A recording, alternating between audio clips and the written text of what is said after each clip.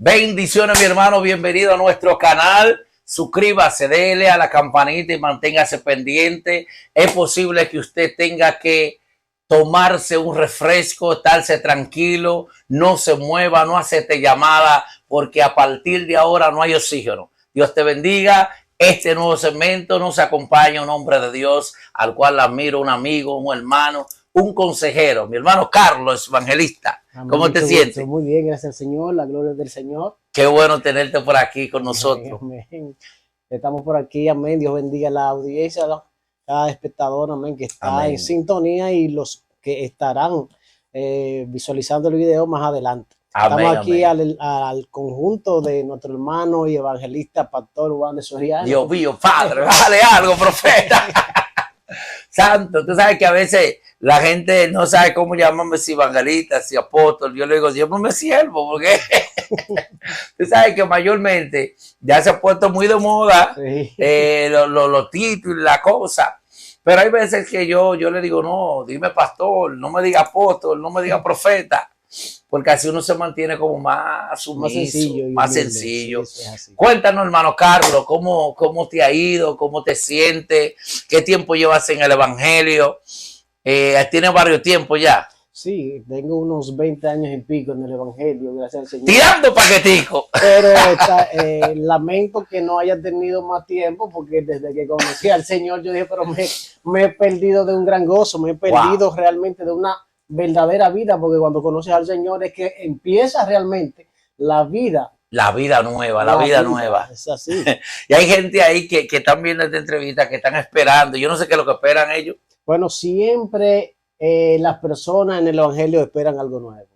Yo digo los que no son cristianos. Los que no son cristianos, bueno, gloria al Señor para sí, porque este canal lo ven muchas personas que no son creyentes. O sea, son creyentes pero todavía no se han convertido. Qué bien. Bueno, para dar el paso, yo me imagino que eso tenemos de más la palabra. La palabra. Y siempre a través de este canal, supongo que se difunde la palabra. La palabra. Todo gira en núcleo a la palabra. A la palabra. Una vez que te has convertido y has conocido al Señor, pues entiendes que todo gira en torno a la palabra. A incluso la palabra. La misma tierra dice que está sostenida y gira en torno a la palabra. Que la palabra es la que sostiene la rueda de la creación. Amén. Incluso dice el libro de Romanos 8 que la misma creación está esperando ser libertada del yugo de la esclavitud a la liberación gloriosa de los hijos de Dios. Ser bueno.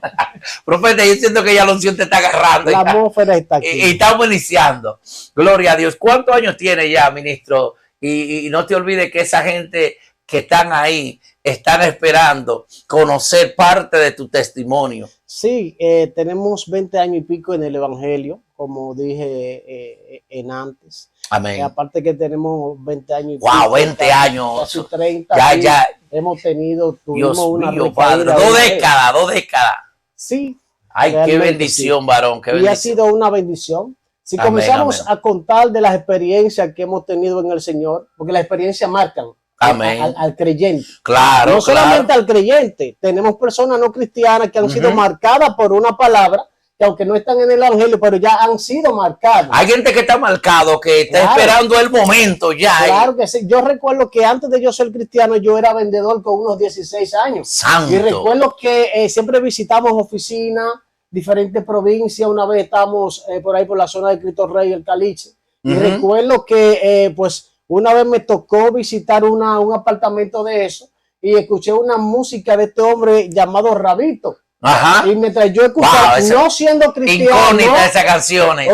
No siendo cristiano, mientras yo escuchaba, mi corazón se quebrantaba y yo decía, pero ¿qué es lo que pasa? ¿Qué es lo que yo decía, pero en el evangelio hay algo diferente. Pero eso no me era suficiente porque eso no me hizo convertir, pero esas palabras y esas canciones ya el Señor venía tratando contigo. Ya el Señor venía encaminando. Porque hay personas que deben de ser encaminadas. Sí, deben de ser empujadas. Claro que sí, porque todos los corazones, toda la tierra no son iguales. Hay tierras que son productivas para ciertos productos, pero hay otras que son estériles. Santo. Y esas tierras necesitan ser trabajadas, y así hay personas que son tierras estériles. Yo siento que hay gente que está recibiendo lo que tú le estás dando. La gloria del Señor. Hay gente que está diciendo, wow, es a mí que él me está hablando, es a mí, esa palabra es para mí. Entonces hay personas que son como la tierra, que absorben, porque son estériles. Pero llegará un tiempo donde tanta absorción de parte de Dios, porque recuérdate que la palabra va a ser un milagro, no retorna vacía, la palabra jamás se retorna vacía. Muchas veces nosotros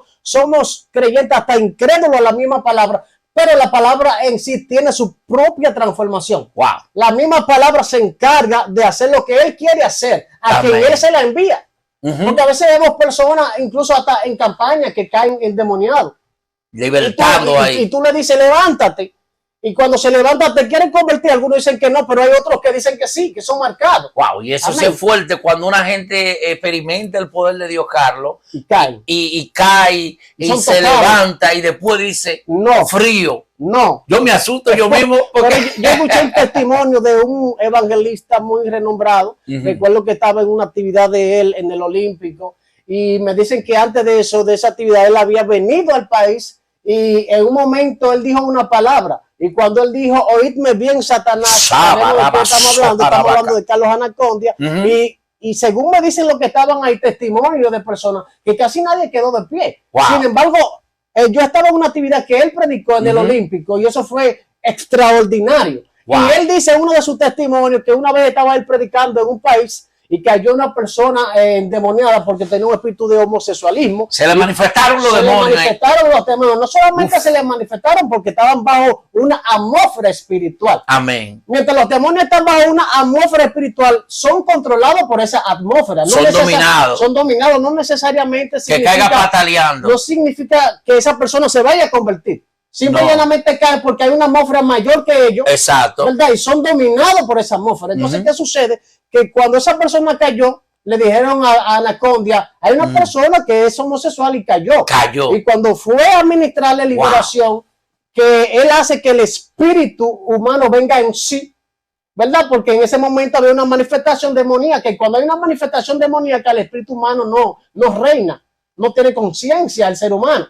Sin embargo, cuando él, un hombre de experiencia, le dice y ordena que el espíritu humano suba y ordena que se levante, se incorpore en el cuerpo y ordena que el espíritu de la tiniebla, ¿verdad?, deje de tomar el control, porque hay momentos que los espíritus de la tiniebla toman el control y empiezan a hablar. Y hay predicadores, Carlos, que les gustan ese teatro, que les gusta, ¿no? Que donde tú eres, que cuánto tienen ese cuerpo. Una entrevista.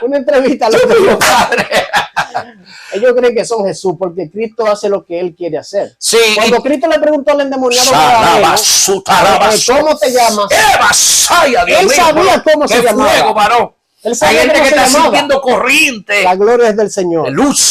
El maestro sabía, pero él quería dejar plasmado una enseñanza. ¿Verdad? Él quería dejarlo entender a qué magnitud los espíritus de la tiniebla poseen un cuerpo humano. Porque cuando hablamos de legión, estamos hablando aproximadamente de 6,000 soldados romanos. Tú estás entrando en una dimensión profunda, varón. Estamos navegando la gloria de Dios. Entonces, eso es un tema que a la gente le gusta saber.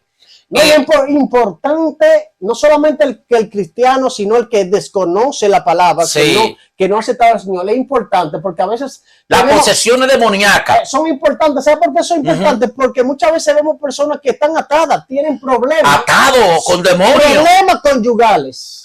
Problemas emocionales.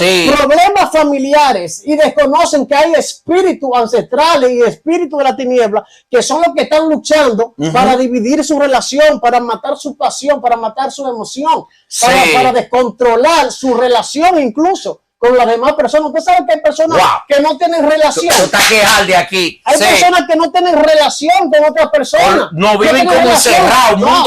No tienen relación con la familia. ¿Y cómo una gente puede como vivir un mundo así como tan obsoleto, tan oculto? Los espíritus de la tiniebla. Recuérdate que cuando el endemoniado Gadareno estaba poseído, andaba por los sepulcros. Los sepulcros, esos son los lugares donde ellos quieren alojarse. Son lugares como que son acogedor para ellos. Los demonios buscan lugares que tienen que ver con la tiniebla. Con oscuridad, que no transista el poder de Dios. Exactamente, donde el poder de Dios está distante, según ellos. Pero muchas veces Satanás se equivoca porque David dijo, ¿de dónde yo huiré de tu presencia? ¿A dónde iré? ¿A dónde iré? Si subiera arriba, ahí estás tú. Si bajara abajo, estás ahí. donde quiera. No estás tú. O sea, no hay lugar donde... ¿Cómo? Explica ahí. Explica ese chin, porque hay veces que la gente se queda con incógnita y, ¿verdad? Y quiere saber. Y Wander, ¿qué fue lo que quiso decir? En el infierno. Porque sabemos que Dios está en el cielo. Sabemos que Dios está en la tierra, en todo lugar de la tierra. Pero ¿qué busca en el infierno? El apóstol dice que Él lo llena todo. Santo Padre. Él lo llena todo. Recuérdate que dice la palabra en el libro de Isaías, capítulo 5, ¿verdad? Que por eso ensanchó su interior el Seol y sin medida extendió su boca. Y allá descenderá la gloria de ellos y multitud de su fausto. Y recuérdate que el libro de Mateo 25 dice que el Señor le dirá a los de la izquierda, apartados de mí, maldito. Hacedores, fuego eterno. Hacedores de maldad, desciendan al fuego eterno. Hay un fuego eterno que fue preparado. Que el mismo Dios estuvo ahí preparando ese para lugar. Satanás y sus demonios. Y para las personas que no obedezcan al evangelio. Entonces, cuando los rebeldes. Cuando hablamos de la creación, recuérdate que hay una línea que se llama la línea del calma. La línea del calma es lo que separa la atmósfera de la estratosfera. Padre, dale para atrás y define profundo. La línea del calma es lo que separa la atmósfera donde tú puedes respirar de la estratosfera. La estratosfera que viene siendo. Mira qué profundidad. La estratosfera es donde ya no hay el oxígeno, la atmósfera que el ser humano puede respirar. Porque recuérdate que la Biblia dice que Dios nos estableció límites. Él nos puso límites a nosotros. O sea, el ser humano no está preparado para irse a vivir a la luna, como dice mucha gente. El ser humano no está preparado para ir a vivir a Marte, sino que este planeta fue el que fue preparado. Entonces, claro, porque no hay oxígeno allá. No hay oxígeno. Calma viene en referencia a un científico de apellido. Calma. Si tú te das cuenta, cuando tú sales de la Tierra y tú dices, déjame ir a la luna. Desde la luna tú ves el planeta entero. Sí. Y ves como que el planeta es redondo. Como que es redondo. Pero uno de aquí no lo percibe así. Desde aquí no, porque por ejemplo, tú dices, voy a la luna. Desde allá yo veo el planeta entero, que es la Tierra. Sin embargo, desde que tú vienes aquí, hay una línea divisora, que es lo que le da como el tono azuloso a la Tierra. Esa es la línea del calma que divide la atmósfera de la estratosfera. Pero mira qué profundo es Dios. Porque el ser humano, todavía los científicos no han podido encontrarle el fin a la Tierra. Entonces, Carlos, yo te quiero hacer una pregunta. Hay gente que no cree en el infierno. ¿Cómo tú le puedes explicar a la multitud que el infierno es tan real, así como este mundo visible que estamos palpando? Y que si aquí en la Tierra el ser humano no toma la decisión de aceptar a Cristo, va a ese lugar de tormento. Bueno, el tema del infierno desde anteaños, con miles de años, ha sido un tema bastante delicado. Cuestionado. Sí, muy difícil de explicar y hacer que la persona, que la persona pueda creer en lo que es el criterio del infierno. Sin embargo, muchas veces nosotros no vamos a convencer a la persona a que crea o a que no crea. Así que una persona pensante dijo una vez, imagínate que tú de que el infierno no existe y si cuando tú mueras existe.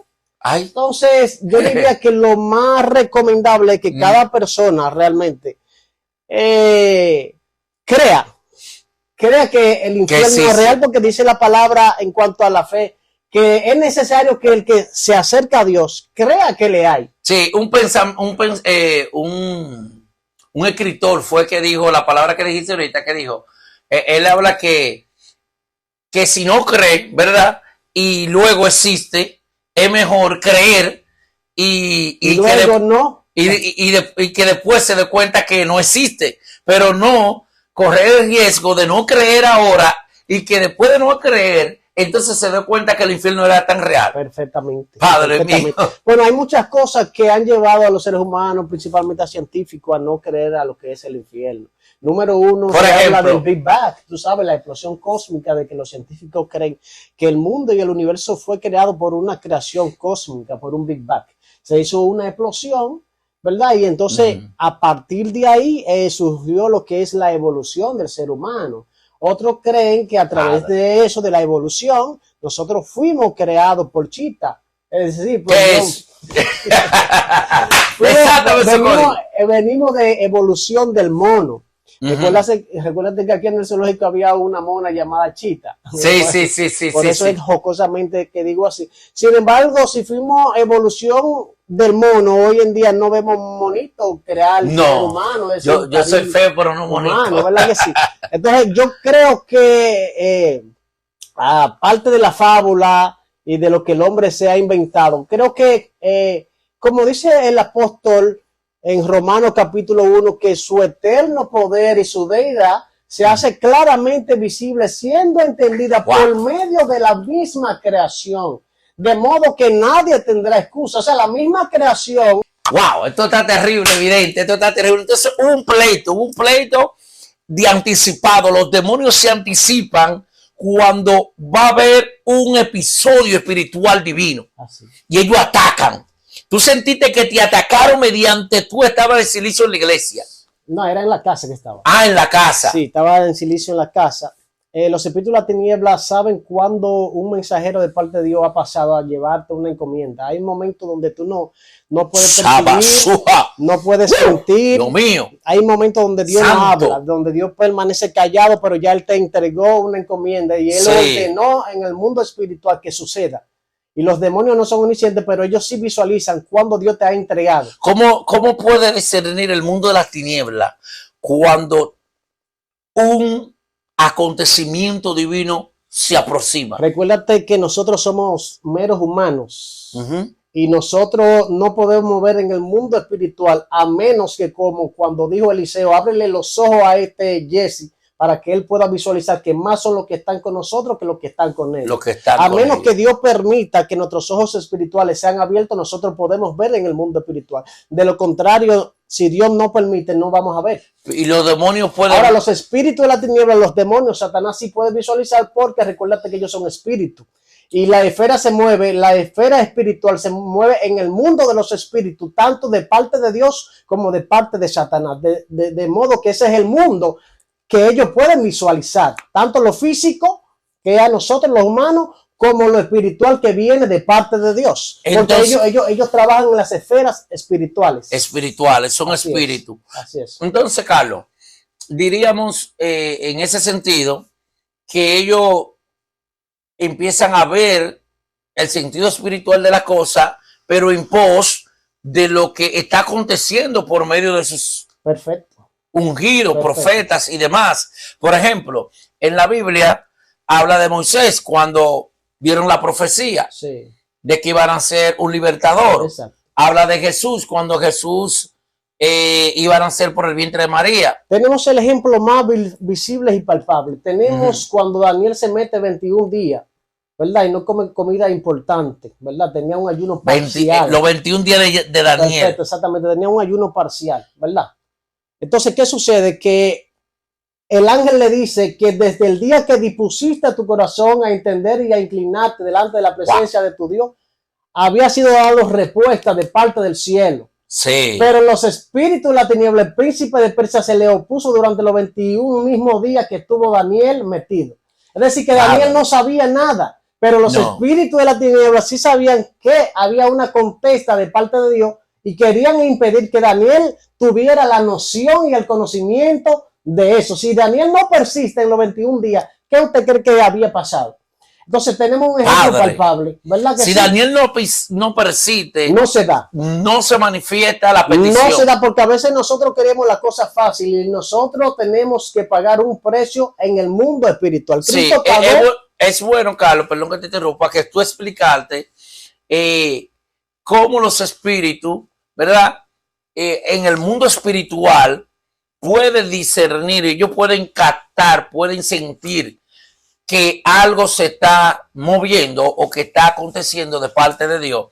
¿Por qué? Porque hay personas, o sea, yo traté ahorita de darte un glosó bíblico, porque hay personas que son muy cerrados, no, y que hasta que yo sé que van a escribir ahí.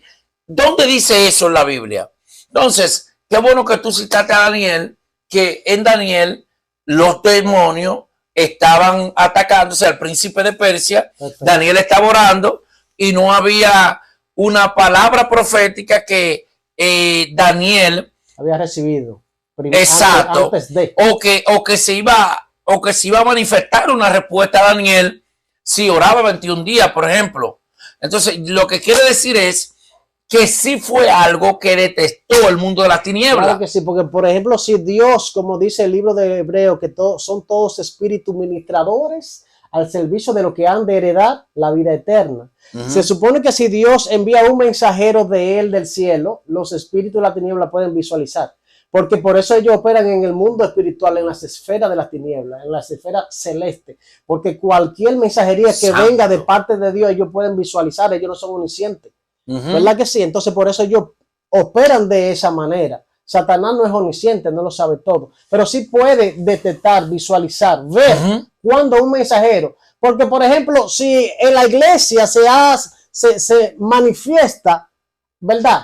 Un mover de parte de Dios, que los ángeles de Dios, el espíritu fluye, que los ángeles de Dios están ahí.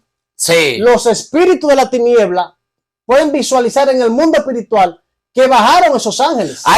Exactamente, los espíritus probablemente vean y disciernan más rápido que el mismo pueblo de Dios. Claro que sí, porque la Biblia dice que ellos creen y que ellos creen en eso. Y tiemblan ante la presencia de Dios. Sin embargo, hay muchos creyentes que no creen en eso. No creen. Pero explícame esa parte a la multitud. ¿Por qué no creen? Porque recuérdate que no todo el mundo cree en lo que es la guerra espiritual.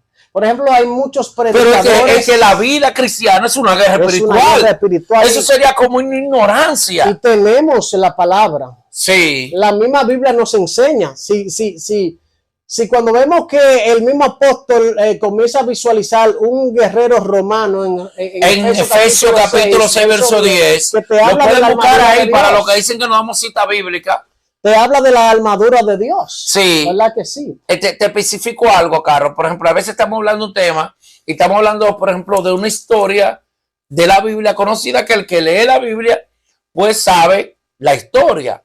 Prácticamente hay personas que quieren que se lea la cita. Ya leímos cita ahí bíblica, búsquenla para que no haya problema. Mira dónde llega la ignorancia del mundo. Una vez yo recuerdo que hubo un amigo mío que se congregaba en una iglesia y reservo el nombre de ese pastor y de esa iglesia. Pero sí, cuando me llevaron, lo primero fue que se dijo, ve para que prediques allá porque el pastor no cree en la demoniología. El pastor no cree que en la iglesia que hayan personas que aún siendo cristianos puedan caer a ser atados o endemoniados por los demonios, o sea, atados por Satanás y sus demonios. Esa es una de las cosas, Carlos, que está haciendo que hoy en día... Cerrar. Páralo. ¿Qué pasó? Pero sigue. Páralo. Ya páralo. Dios mío, Carlos. Entonces, Carlos, hay personas que hoy en día están dejando de creer en ese mundo de lo espiritual en el ámbito demoníaco, que esos espíritus están tomando lugar, porque cuando hay personas o iglesias o líderes que tratan de obviar esa parte, que solamente la gente se adapta a un culto normal, a un culto pasivo, es más fácil. Exacto, a que si hay una situación con un hermano, llévalo al hospital, dale una pastilla, no reprenden. Hay gente que no está reprendiendo hoy, hermano. He escuchado predicadores que han dicho que ellos no cogen lucha con demonios. ¿Cómo así? Sí. Por eso, Dios mío. He escuchado predicadores que han dicho que ellos no cogen lucha con demonios. Ellos solamente predican, llevan la palabra y ya. Es más fácil así. Ahora bien, realmente... No tienen compromiso con Dios. No hay un compromiso. No hay un compromiso y hemos visto también predicadores que si tienen que terminar a las 12 de la noche ministrando liberación porque aman las almas, lo han hecho. Sí. Como te decía, me llevaron a esa iglesia ahí a las Américas, que el pastor no creía en la demoniología y esa fue la noche donde más demonios cayeron. Todos esos demonios estaban ahí, se manifestaron. Había gente que cayeron a de toda índole. Wow, sí, Dios mío, pero ¿qué fue? Hay una unción, varón, aquí. Yo recuerdo que había un adolescente de 17 años que nadie la podía despertar. Oye, escucha bien. Esto está terrible. Nosotros vamos a tener que hacer otra segunda entrevista. Porque hay muchos lugares. Seguramente que sí. Oye, hay muchos lugares, Carlos, que hay personas que están endemoniadas, no porque Dios quiere que estén así, sino porque no hay quien ministre la liberación. Hay quien ministre, porque mayormente cuando un nuevo creyente se convierte, dependiendo de qué mundo venga, si el pastor tiene el discernimiento de espíritu y es una persona que tiene la visión de parte de Dios, sabe que a esa persona hay que ministrarle tarde o temprano liberación. Liberación. Claro que sí. Hay que echarle fuera a esos demonios. Claro que sí, porque a veces hay personas que por sí mismos son liberadas en el sentido de que aman a Dios y cuando tú estás demasiado... Siento la presencia de Dios está aquí, varón. Cuando tú estás demasiado en la presencia de Dios hay liberación. Hay liberación. Porque donde está el Espíritu de Dios, ¿qué hay? Libertad. Y si tú estás demasiado con el Espíritu, ¿qué va a pasar? ¿Qué tú crees que va a pasar? Libre. No, tú no tienes la necesidad de que nadie te enseñe nada. No, porque el Espíritu de Dios, cuando tú estás ahí en la presencia, el Espíritu de Dios te guía a toda verdad y a toda justicia. Claro que sí. Pero eso cuando tú estás en la presencia de Dios. Cuando estás en la presencia de Dios. Pero si la iglesia no es una iglesia que incita a que los nuevos creyentes y que la persona puedan navegar en el río de su espíritu, entonces va a ser un poco difícil la liberación. La liberación se manifiesta siempre y debe de manifestarse dentro de la iglesia. Porque si hay una manifestación o un mover constante del Espíritu de Dios, Él se va a encargar, ¿verdad? Porque la obra es de Él. Claro. Ahora, cuando no hay un énfasis en cuanto al mover del Espíritu de Dios y la liberalidad dentro de la iglesia, entonces va a suceder, ¿verdad? Que siempre van a haber personas atadas. Esos espíritus se ocultan ahí, Carlos, en la gente. Los espíritus son como la cucaracha, que hasta que tú no echas balgón, ellos no salen. No salen. No salen. Vas a ver predicadores que van hasta que no llega la unción. Hasta que la unción necta, la esencia de Dios no se manifiesta en un lugar. Los espíritus no van a salir. En tu experiencia, Carlos, en tu experiencia, ¿cómo tú te das cuenta cuando una iglesia o cuando cierto tipo de personas en una iglesia están endemoniadas? Bueno, siendo cristianos. El mismo espíritu te conduce a eso. El espíritu te da el discernimiento. El mismo espíritu. Yo recuerdo que una vez yo prediqué, bueno, voy a recontar nuevamente que la vez que fui a la Victoria. A la Victoria se habla. El espíritu se me opuso.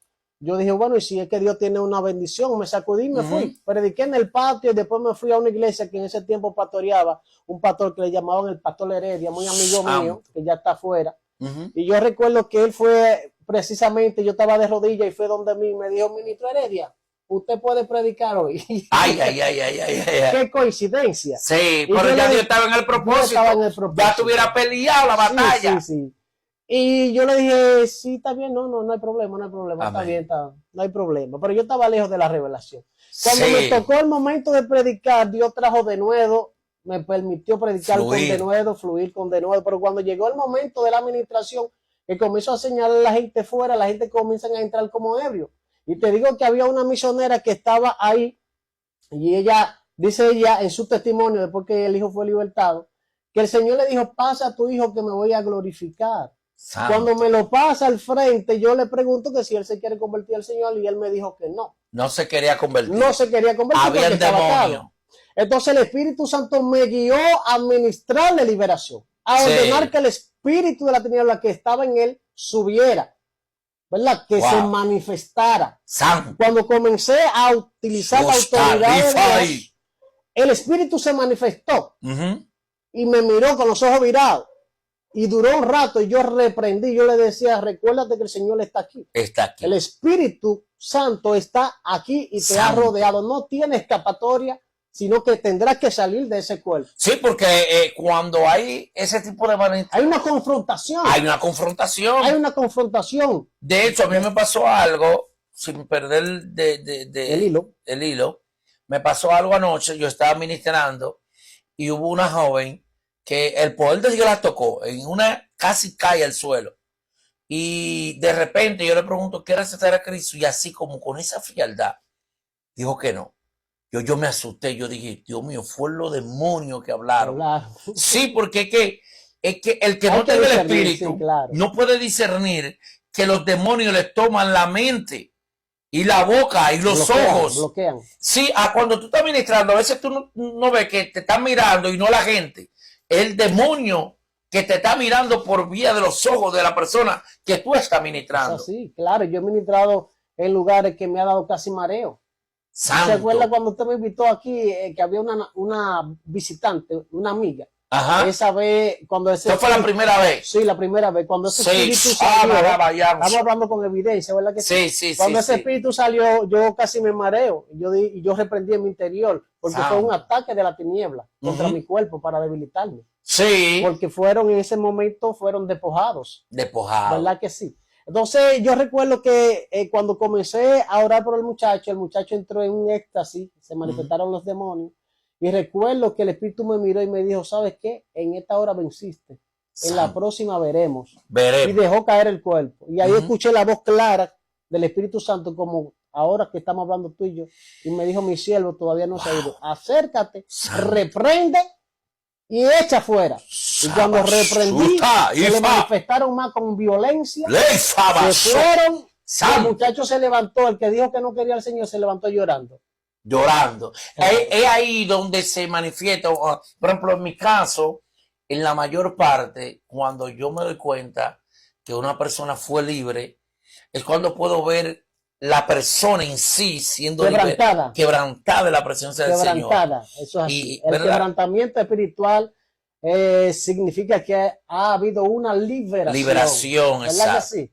Porque a veces hay personas que llegan a la iglesia y una vez que el Espíritu Santo la quebranta, lloran, gimen, botan lágrimas, lagañas, moco, no le importa nada, porque están en la presencia. Mientras están atados sí le importa quién le está mirando, ¿verdad? Todas esas cosas. Pero cuando el Espíritu Santo se manifiesta hay quebrantamiento.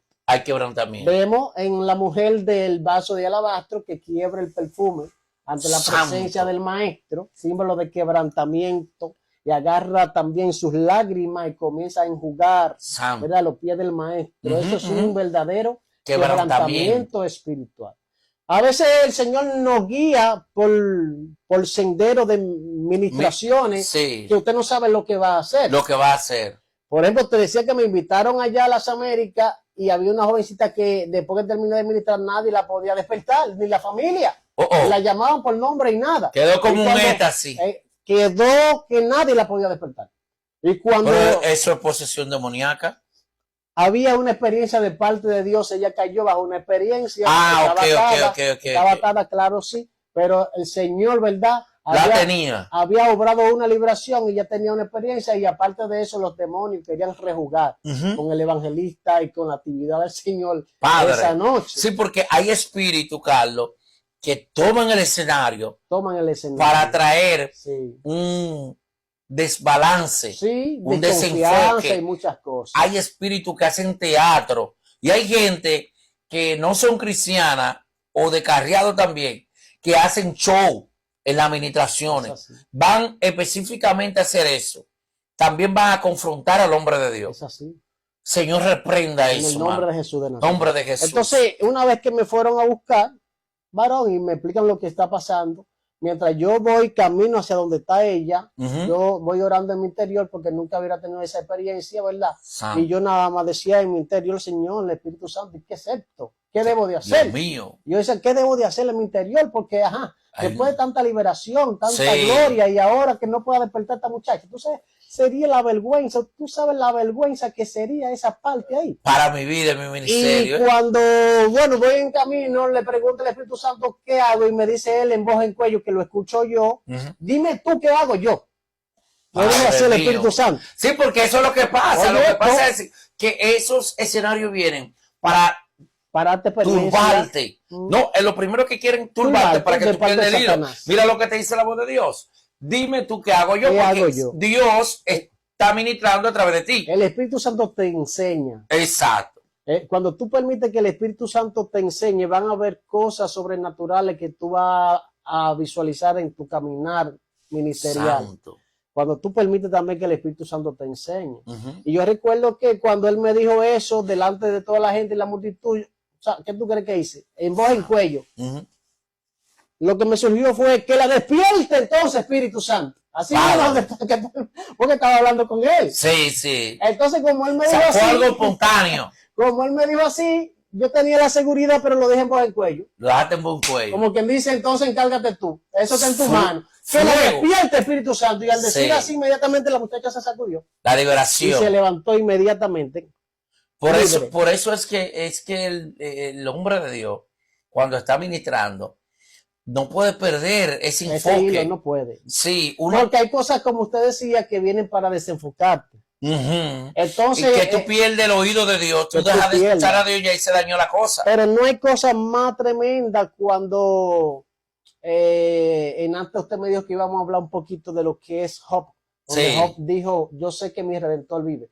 No hay cosa más concreta cuando tú tienes la conexión y tú sabes que Él anda contigo. Que Él está ahí. Usted me envió a Colombia el 17 de septiembre del año pasado. Amén, amén.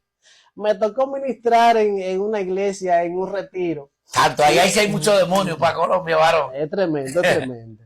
Hay mucha gente de Dios. Sí, también muchos hombres de Dios. Mucha gente que aman a Dios, verdaderamente hay mucha necesidad. Sí. Recuérdate que donde abunda el pecado, sobreabunda la gracia.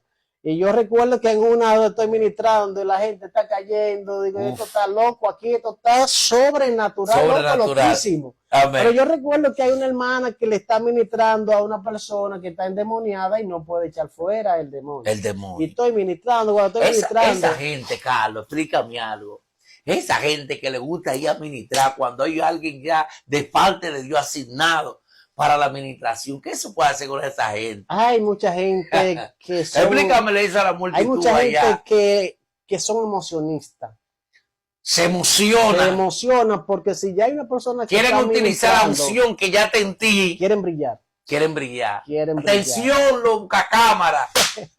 Hay gente que quieren brillar en el evangelio. Sí. Y cuando tú no y a veces saben brillado ellos. Cuando tú no andas buscando cámara. Sí. Ahí es cuando tú estás en el secreto de Dios y tú dices, no me importa la cámara, no me importa si me dan ofrenda o no me dan ofrenda, porque tú amas la obra de Dios. Sí. El que ama la obra de Dios no mira la ofrenda, no mira la distancia, no mira nada de eso. Estamos carentes de ese tipo de hombre de Dios. Sí, por eso hoy en día la iglesia está un poco tan dividida. Y por eso hoy en día yo hablo de ti, tú hablas de mí. Yo hablo de una gente que tiene trayectoria. Cada quien está buscando su propio light, su brillar. Hay un egocentrismo ministerial. Ay, Padre Dios. Hay un egocentrismo ministerial. Carlos, pero con razón ha habido tanta guerra para que esto se desate hoy. Tremendo. Ay, Padre mío. Hay un egocentrismo ministerial donde yo quiero ser yo. Yo quiero ser el número uno. Yo hablo del hombre que tuvo trayectoria o que tiene una trayectoria. Yo hablo de Juan Carlos Harrigan, que tiene una gran trayectoria. Sí. No, que Juan Carlos se modernizó y a usted qué le importa eso. Que el pastor fulano de tal. Pero focalízate. Claro. Porque es como los amigos de Job, que cuando fueron donde Job, pensando que tenían el mejor consejo. Job, capítulo 19, y Job le dice, pero ven acá, ustedes se han levantado contra mí. Se han levantado contra mí. Si realmente yo estoy mal de parte de Dios, el juicio es para mí. Claro. Déjenme. No, pero hay gente que quieren hacer el papel de Dios. Entonces quieren juzgar, hacer el papel de Dios. Entonces dañan el propósito de Dios. Dividen la iglesia, dividen los cristianos. Lo que hacen es, lo que hace es que los impíos quieran menos. Sí. Porque ¿cómo es posible que hoy en día yo me levante contra un ministerio? Padre mío. Incluso dice un refrán que usted no puede hacer leña del árbol caído. Del árbol caído. Y hay gente, perdón que te interrumpa, y hay gente, Carlos, que ellos, su papel, aún en la iglesia, es ese. Yo espero cosas así de personas que estén fuera. Sí. Pero cuando yo veo personas... ¿verdad? O una gente supuestamente que está conectado con Dios. Hacerle la guerra a un hombre de Dios. ¿verdad? Ahora, preguntémosle a David. Porque en segunda de Samuel, capítulo 1, David habla de Saúl, que era su enemigo, que lo persiguió. Explícame esa la muerte. Y le dijo, ¿cómo han caído los valientes? Y dijo, no lo anunciéis en Gat, ni deis la nueva en la plaza de Ascalón. Para no que lo haga público. No lo haga público, para que no se gocen los hijos de los filisteos, ni los hijos de los incircuncisos. Lo que tú me estás queriendo decir es que nosotros, los hijos de Dios, los verdaderos hijos de Dios, los verdaderos cristianos, que quedamos poco, ¿verdad? Quedamos poco, debemos, cuando veamos tales cosas, resolverla en público. No en público, en secreto. Perdón, en secreto, gracias. En secreto, por ejemplo, yo veo que está pasando algo contigo, ¿verdad? Y yo tengo que irme a ti en secreto, porque si tú tienes espíritu de restauración,